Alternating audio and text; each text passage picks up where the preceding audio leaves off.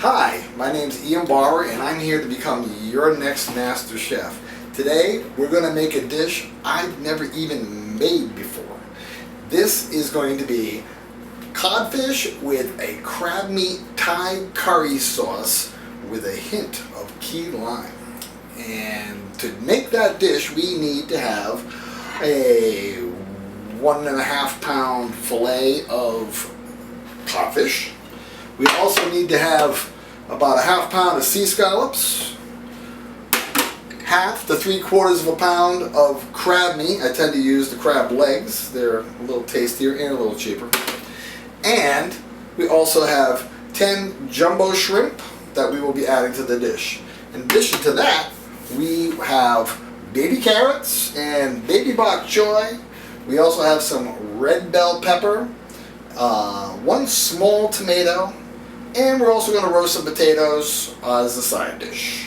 So, in addition to all of that, we will need to have 1 can of coconut milk, and we will need to have 1 box of vegetable broth, vegetable stock. Try to get the kind that doesn't have any chemicals. This one is a great one. And from here, we will begin. So the first thing we're going to do is make our sauce. And one of the problems here is that fish cooks pretty quick. Vegetables cook a little longer. So what we're going to do is we're going to pre-cook our vegetables a little bit along with the beginning of the sauce. That'll help combine the flavors between the sauce and the vegetables.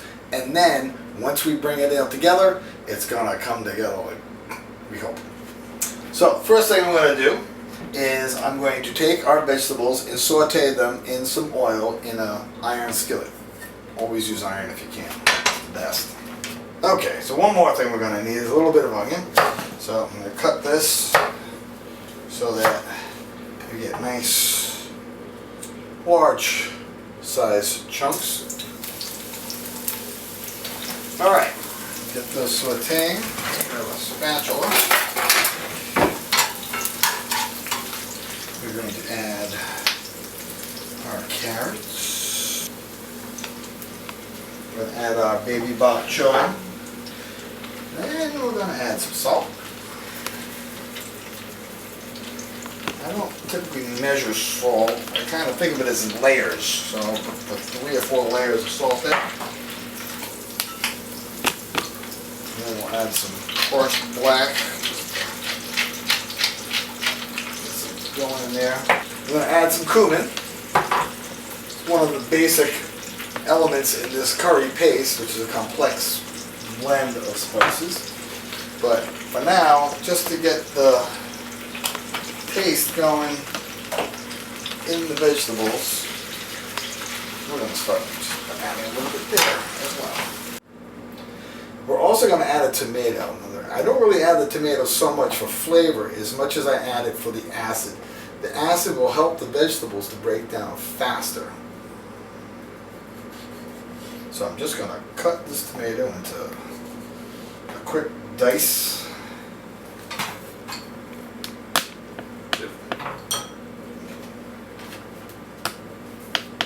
Again, a little salt helps to break down the cell walls of the vegetables. Okay, let's see how we're doing here. We've got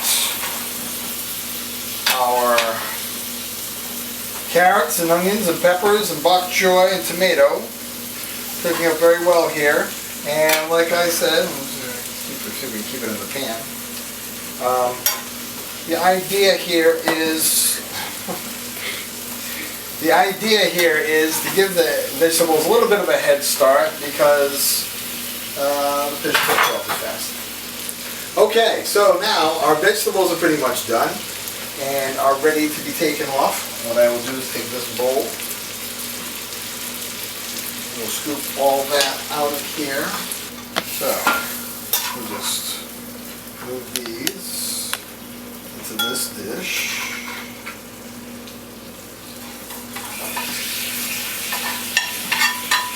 Catch all the dribblings out of that. All the flavor. If you can keep it off the stove top, you're doing good. Next we're going to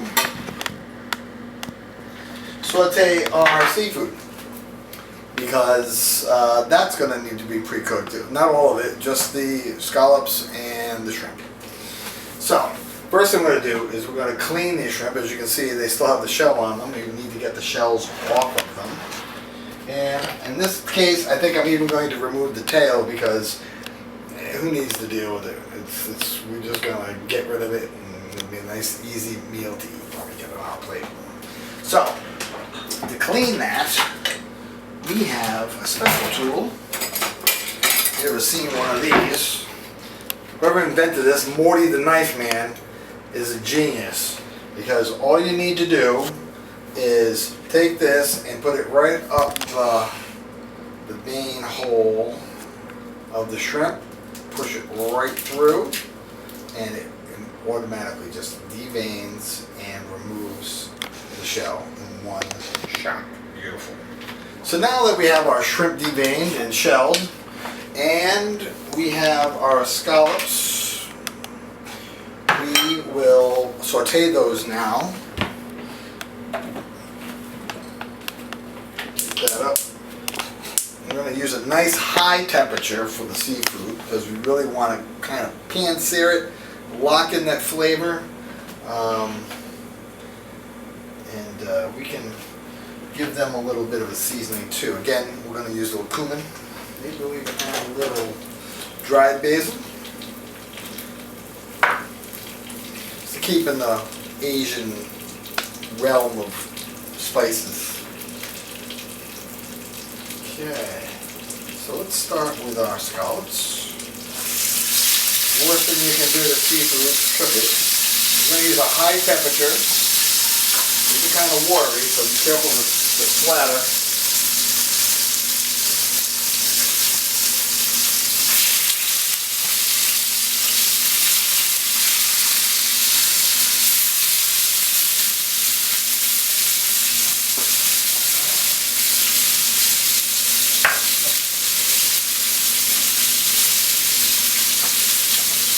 Hit that with a little bit of cumin.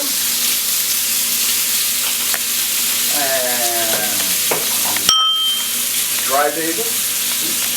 Not everywhere.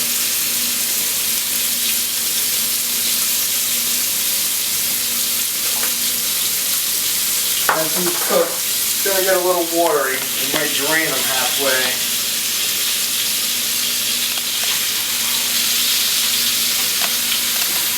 They don't stick.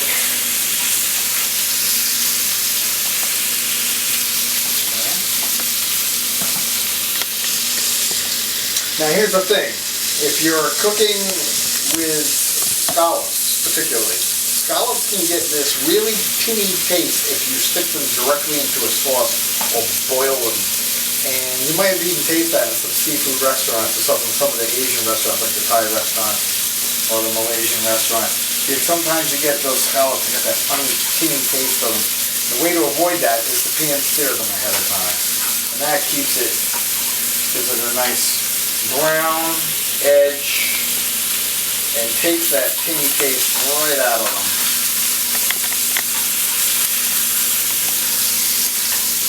You don't need to cook them a lot. Scallops, you kind of want them to be really sort of tighten up to the touch. You need to cook them all the way through. Otherwise they get kind of rubbery. Those are looking pretty juicy still. So before we cook all the juice out of them, we're going to transfer those back to our dish here.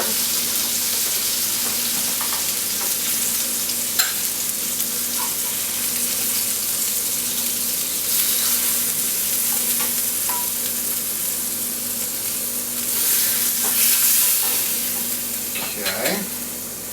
And then next we are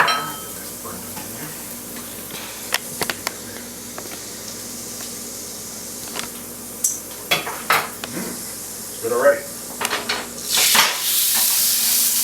Okay.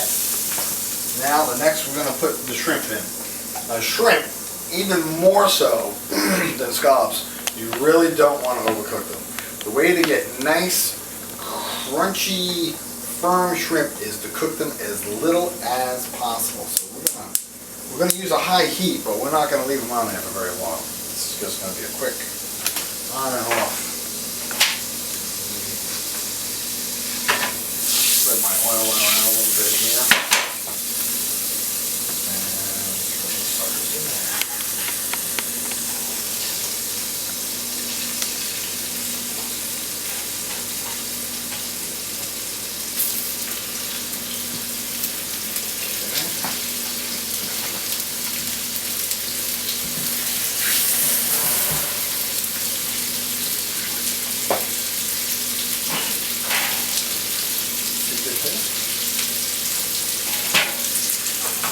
Okay.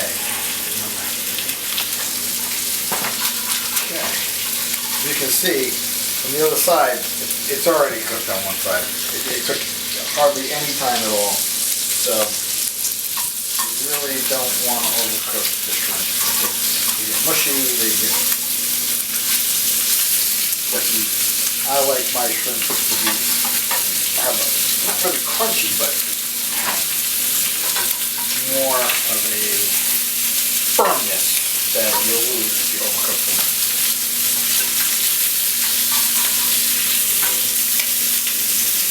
These are coming out perfect.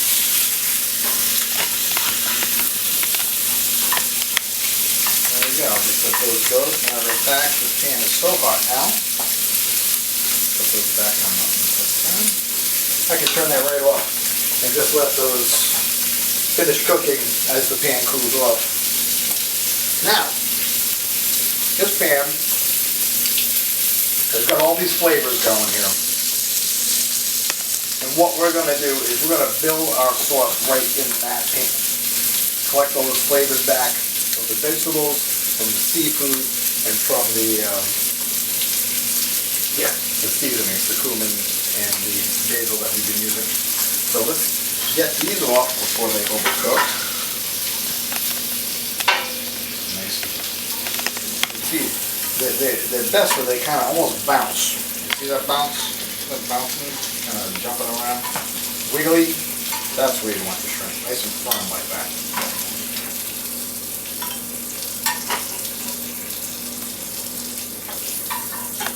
Okay, great. So we've got our vegetables.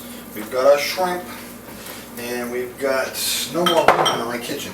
We've got scallops, and we're gonna need that. So now we are going to add our coconut milk.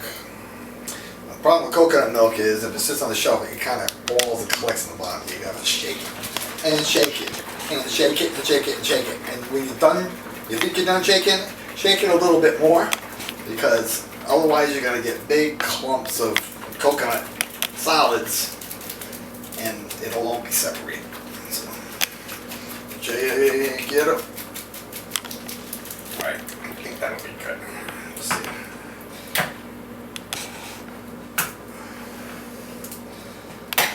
Yes, good. Okay.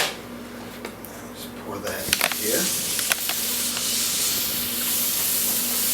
And we are going to bring that up to a boil. And once we get that coconut milk to a boil, we'll be able to take the curry paste, scoop out a little bit, kind of mix it in there, get it melted up in a small amount of coconut milk, and then add it back in to get it to the taste exactly what we want it to be. So you can see the curry paste. It's smells heavenly. Work off the solids that are kind of stuck to the bottom of the pan.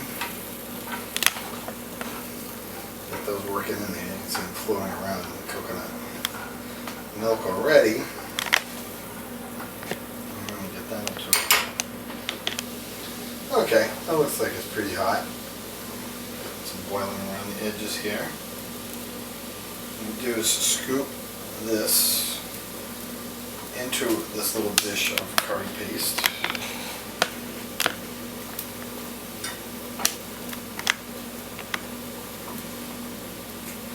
Just enough to cover the paste you got in there. Okay, can you bring that in on my hands rather than come over here? And then you kind of chop the paste up to get it to melt into the coconut milk. I'm sure there's a name for doing this. I have no idea what it is. There's our full boil. Take that down. Okay. And it's looking pretty smooth. So we take this and now we just add that back in. Probably add at least that much. And we'll taste it and see how we're doing. Rather than overpower it. And that way I'm not trying to melt the curry paste into this larger dish.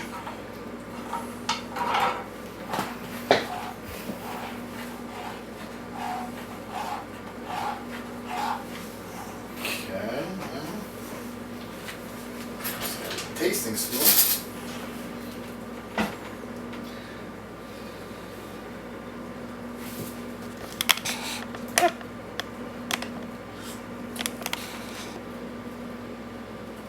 A little more. Just a little more. That's pretty spicy. And we'll discard the rest. Like I said, we're going to take some of this paste, some of this sauce rather, the coconut milk, and we're going to burn it in there. We'll scoop that up. And we are going to put a little bit of it over codfish. Now, we will take our codfish, lay that in the pan, the dish rather.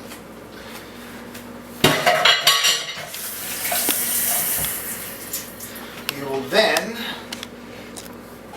cover it with the vegetables that we sauteed earlier. Throw them all in the pan, some on top, some on the sides. It really doesn't matter. While we're doing that, let's preheat our oven to 350. That'll take a minute. See, we have our sauce here. We have our coconut milk. Give that a good stir. Now we're not going to take a lot of it because we want to save some for the sauce. But we're going to coat the entire piece of fish and the vegetables. And this will be easier with a bigger spoon.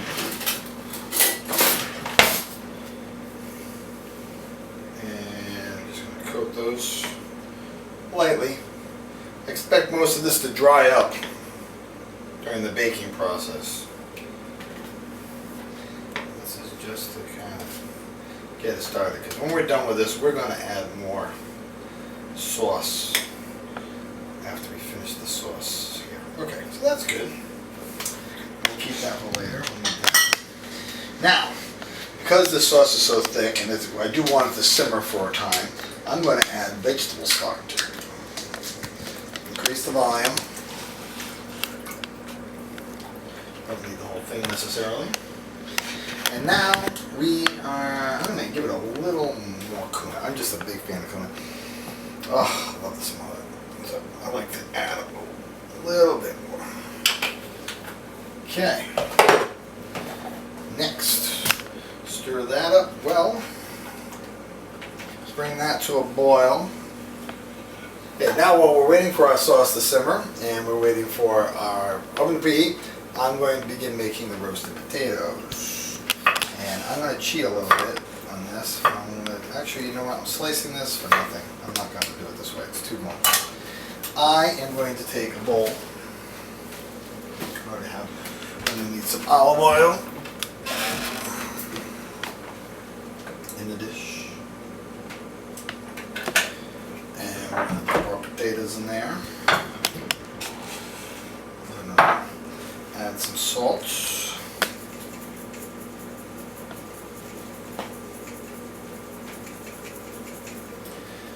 Pepper.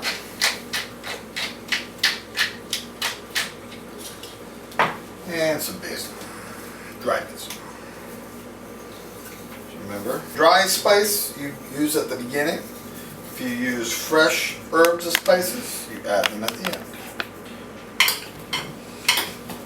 Just kind of mix those up in olive oil. And now take those. I'm going to get my head start. I'm just going to throw them in the microwave for a couple minutes. Get them a head start, and then they go in the oven for roasting.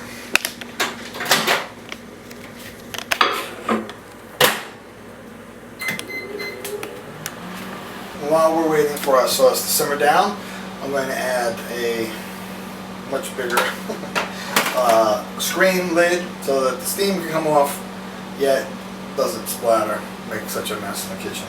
Okay, so while we're waiting for everything to cook, we're going to make ourselves a nice little salad. We'll make a little salad dressing. One thing I don't do ever is buy condiments. Well, I buy mayonnaise, I guess, once in a while. But for the most part, if I need a salad dressing or if I need ketchup, I will make it at home. And I'll make just enough for what we need.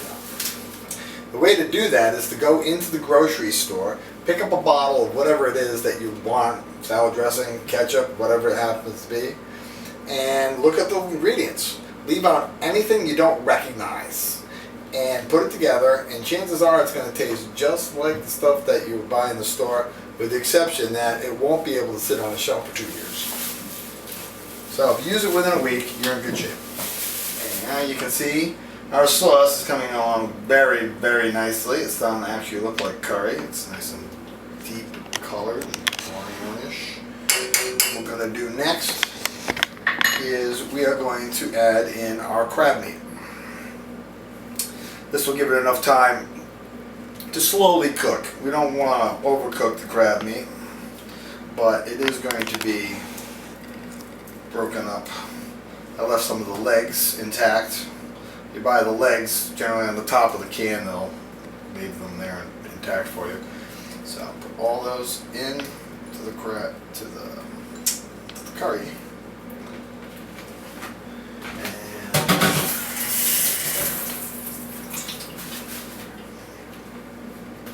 We can mix that in. And at this point, I think we can also add in our scallops. But we will not, I repeat, we will not add in our shrimp because we don't want to overcook them. They go in very last, just enough to warm them up a little bit. I can raise the temperature of that just for a second. Now, one more thing we're going to add to this, just to give it a little more zest. Recently took a trip to Florida, and I managed to find Mrs. Biddle's Key West Key Lime Juice. We're going to add a little bit of this. I didn't add it earlier because it would just evaporated by this point in the cooking. But I'm going to try a little bit now, a little bit of time, just to see where it's taken me, because I've never really made this way before. Just add a little bit, mix it up. I'll take my clean tasting spoon.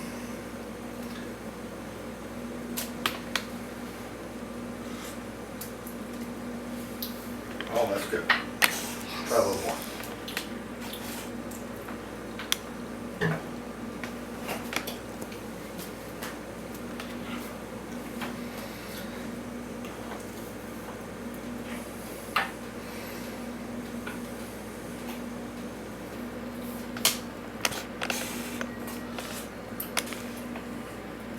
Oh, nice. Nice. I'm trying to add a little more. Okay, good.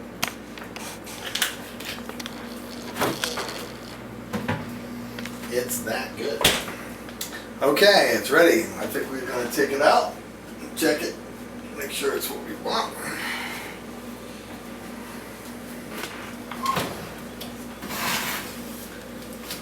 Okay, there we are. Let's see.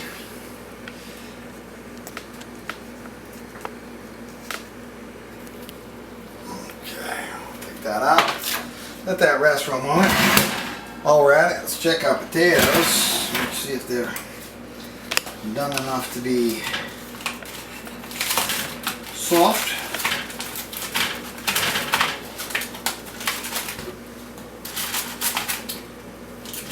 Got that steam. Yeah. Let's take a fork. I can smell them. Okay. Yes, just right. Okay. Take those out also.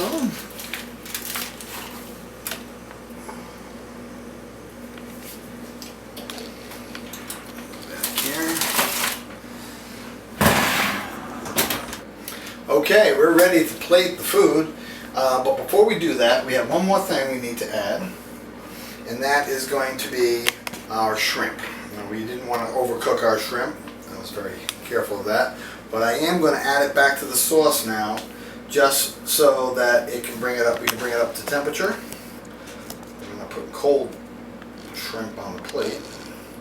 Just throw that in there, and then all that little juicy goodness that's left over, let's pour that in there too. In fact, that's good.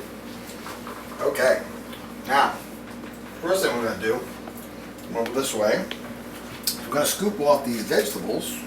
Okay. That's good. Take our, and there's 3 of us, so we're going to have 3 pieces. Good one. And that's the 3rd one. And the first one's pretty small. Okay, let's put this over here. Okay, so now we're going to get the codfish.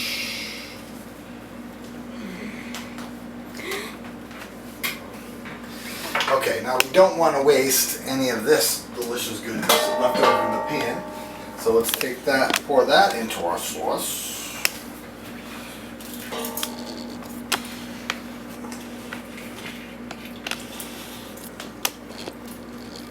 And that should create the ultimate one. So now we've got all this.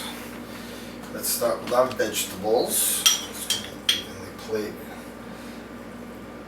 some carrots, some bok choy.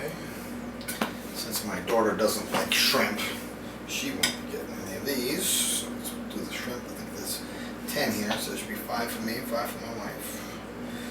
So now we got scallops. My daughter does like scallops. Doesn't she? Yes. Now I'm going to take this delicious sauce that we created, all the crab meat goodness, and put it right over the top like that. Again, I've never made this before. I'm kind of making this up as I go, but it looks like it's coming out pretty darn good. Make sure we get lots of crab meat on top of that. Okay. You can see that. Let's add our potatoes. Potatoes here. Going for those. There you have it.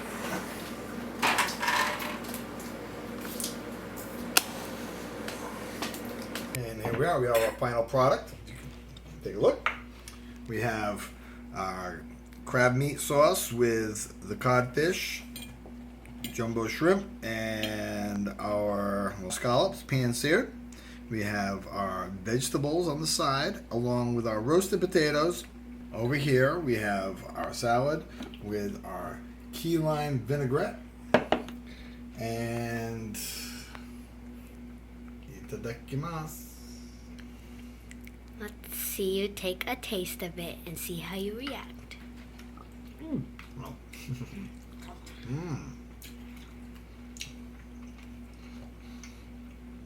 I amaze even myself.